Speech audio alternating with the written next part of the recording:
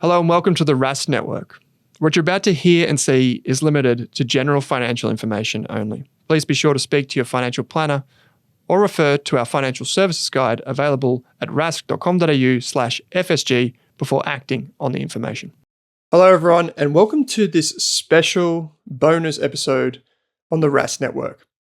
When I started the Rask business in 2017, I started out with a pretty simple mission of helping people get access to education and information that allowed them to live their financial life on their own terms. Thanks to your support and the community's growth, we've been able to attract so many good guests to our network. And we've seen, whether it's today's episode with the former RBA governor, bank CEOs, investors, retirees, founders, listener stories, literally everything has been on display across the Rask network as we've grown to over 250,000 Australians that either tune in regularly or read our stuff. One of the things that's apparent in the finance industry is you often come across Hollywood movies that portray the finance industry as pretty bad. And in most movies, it's often the man with the money that is the evil person. And so people tend to think money is the root of all evil. And we have these connotations with accumulating wealth. Over time, however, I've come to realize that getting wealth and growing wealth enables you to help other people and then enables you to spread your knowledge, your education, and to provide resources for people who may go without. And that's this whole idea of conscious capitalism and then responsible investing as well. We're seeing this movement across the board. And in today's special episode, which is a short one, with former RBA Governor Philip Lowe and Future Generation Australia CEO Caroline Gurney, you're going to get an example of how money can be invested in a way that's dual purpose. Future Generation Australia is two listed investment companies at the moment that enable you to invest in either global shares or Aussie shares via a listed investment company, and everyone works for free. So in the case of Rask, we provide pro bono services to Future Generation as part of our commitment in trying to move this mission forward. You'll hear Caroline talk about things like a dual purpose in the way that they operate, meaning they get good returns for investors while also giving away 1% of the assets of the listed investment companies to charities every year.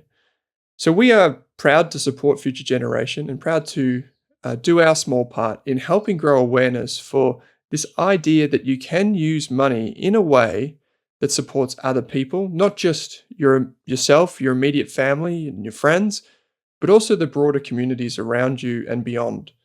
So I hope you enjoy this episode with former RBA Governor Philip Lowe, now Chair of Future Generation Australia, and CEO Caroline Gurney.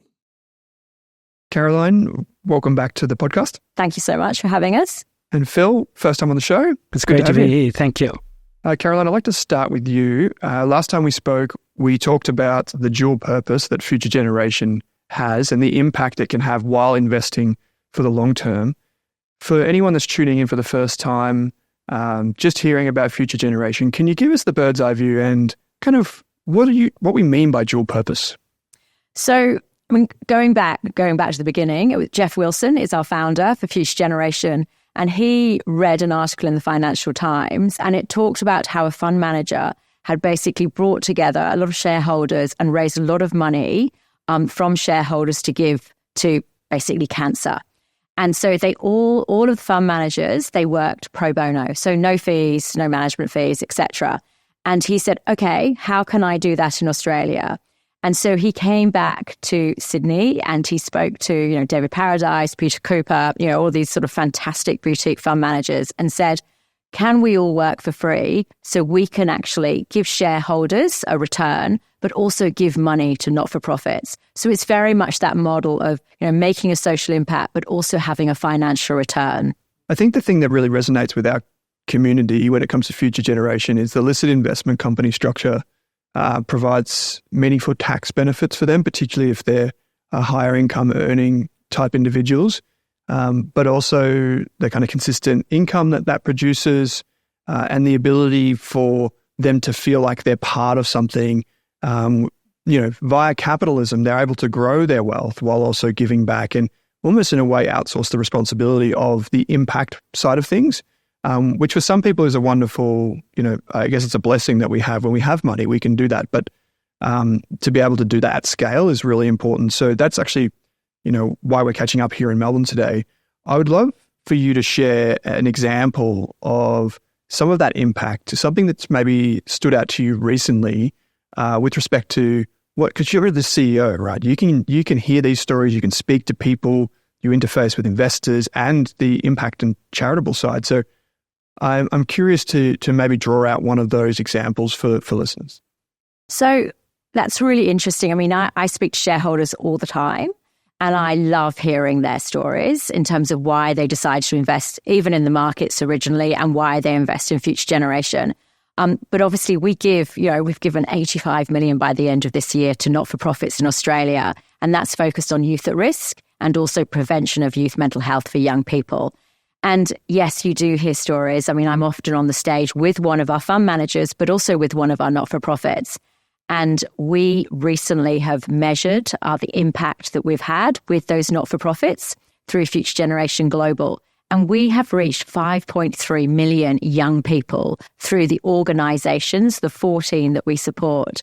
And we've written it all up, and it's the very first time an organisation has actually measured that collective impact. So it's really powerful. And some of the stories in there, I read them and it makes me realise how worthwhile everything we do is. Because realistically, we all need money to survive. So you want to make sure shareholders are taken care of. You want to make sure they've got a really good yield, but you really want to help young Australians. And one story, because I was actually on the stage with him in Sydney recently, is a young man called Sienna. And he basically, he is now ambassador for Reach Out, but he had, attention disorders, and he basically felt not worthy. He actually didn't know how to reach out to get help. He was really suffering. And people say, oh, yeah, you've got that, but I have that. He goes, but actually, I have it day in, day out. And I want to go to university and I want to do well, but I just can't deal with everything that's impacting me all the time. And he reached out, actually. He went to Reach Out, which is obviously a mental health platform, and he got access to people that could help him. And he got information. And now he speaks at our road shows. He's at university, and he is an incredible person who has found his strength. And I think things like that really bring home what we're actually doing, because young people are really strong. You just want to make sure they've got the tools to help them. And I love this idea. I love the idea of conscious capitalism, being aware and sustainable investing in multiple aspects. And we seem, at least from my perspective, we see more companies nowadays drifting further towards that. How do we have this social license to print money? How do we give back to our employees, to the other stakeholders, to the community while we build this great business? And they're like those win-win-win scenarios. And it's definitely on display with Future Gen. Phil, I'd like to talk a little bit about you and your career at the RBA for 40 years.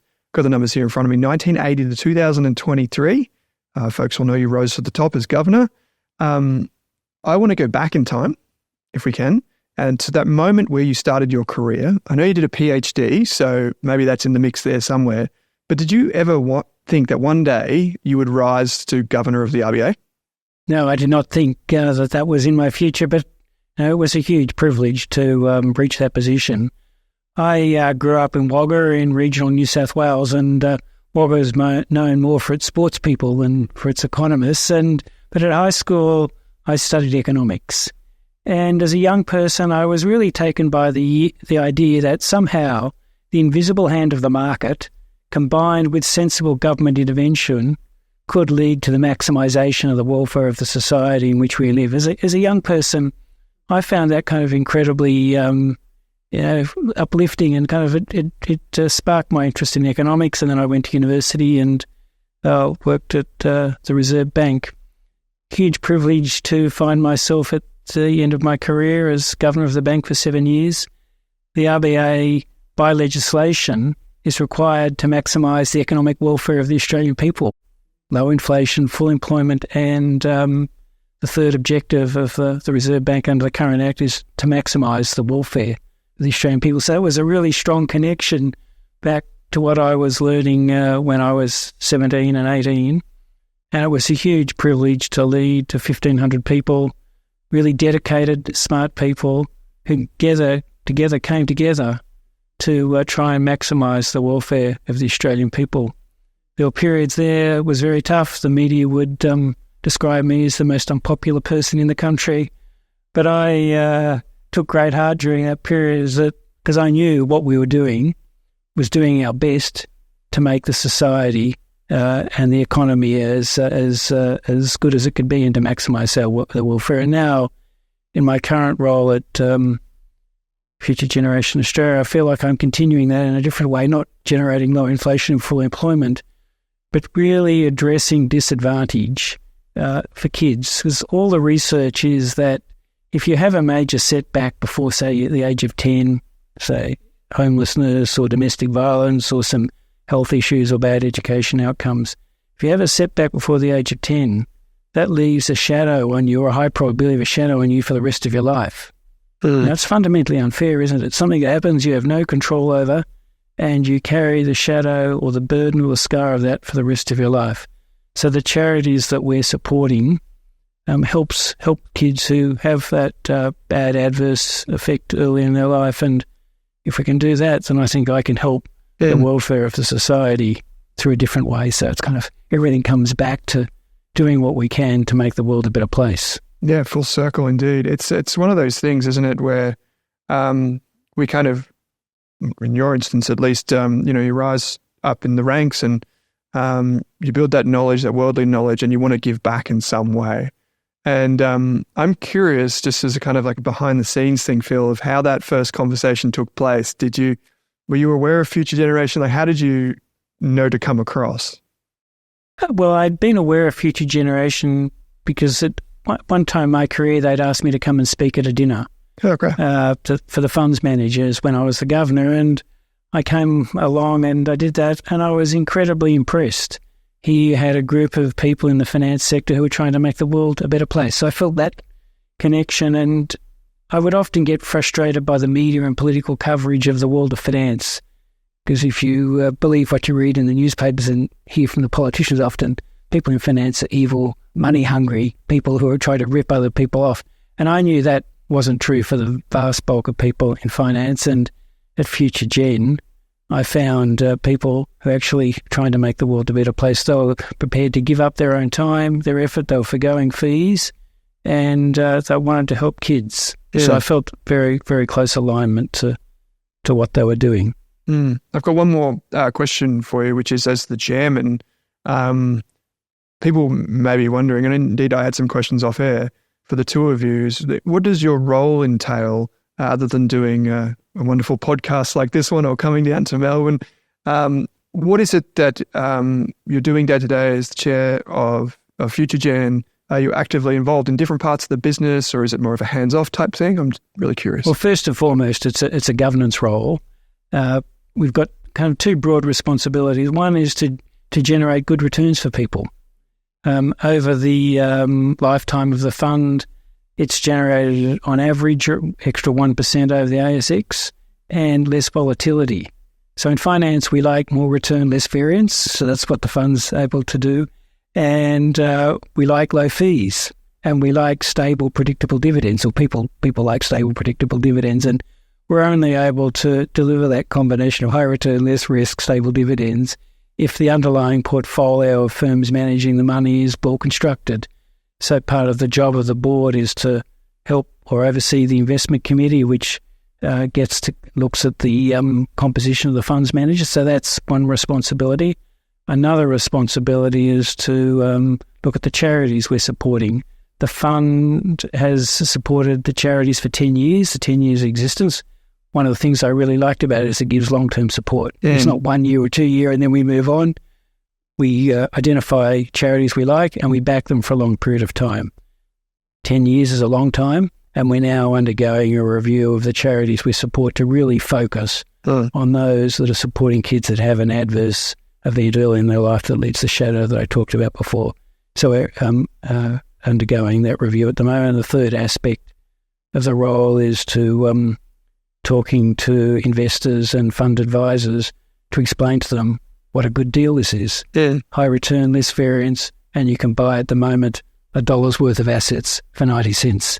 Not many times in finance you can get $1 worth of assets for 90 cents. So I like to tell people, I'm not giving financial advice, but I like to tell people that there are many times in life where you can buy something for what it's less than it's worth. Yes. And you can with Future Generation Australia shares. So that's my do role. well and do good. Yeah, do well and do good. That's a summary. Dual purpose, maybe there's another purpose there, but it's definitely something that is truly remarkable.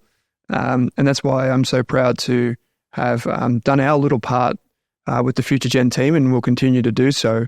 Caroline, I've got one final question, which is that, what you do at Future Gen is obviously a function of the wonderful people that are surround you, from the chair down to people that help just in the office. Everyone's contributing. And then on the other side, you've got investors that go into their brokerage account and buy shares in the companies. It's been 10 years, and I think the model, it's safe to say, is working, which is wonderful news. But if we look ahead to the next 10 years, I guess the thing that I want to ask you is, what are you excited about? You're at the coalface every day. As you look ahead, another 10 years and beyond, what are you seeing on the horizon? Gosh, that's a really difficult question.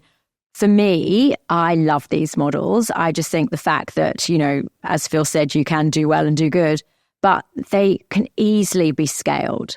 So, for instance, when we actually, have lots of investors and we're trading really well, we will actually maybe launch another one. You can do them in property, you can do them in fixed income. And I just think with the government and their spend, they can't cover every single cost in society. So I think if we have philanthropic vehicles like this operating more effectively and on a wider basis, it's going to make a real difference to young people, but also to medical research and to so many other causes.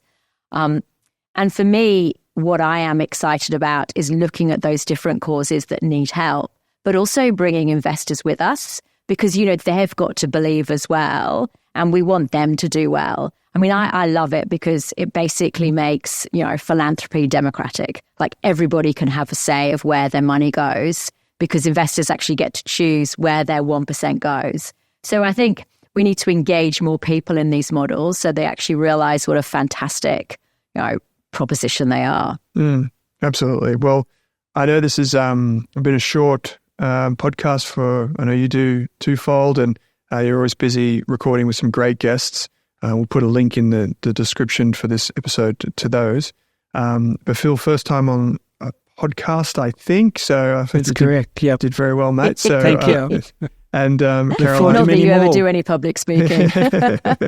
And it's just my pleasure to have you here in Melbourne. So Caroline, thank you, and Phil, thank you. And thank you very much for your support as well. Thanks for listening to this episode on the Rask Network. If you want to get more involved, or just simply bring your ideas on how we can help more people and achieve our mission of educating and empowering Australians, be sure to head to the www.rask.com.au website, or jump into the community that's free and share your perspective. We love to work with anyone who's enterprising and wants to help other people do more with money. Thanks for watching this episode.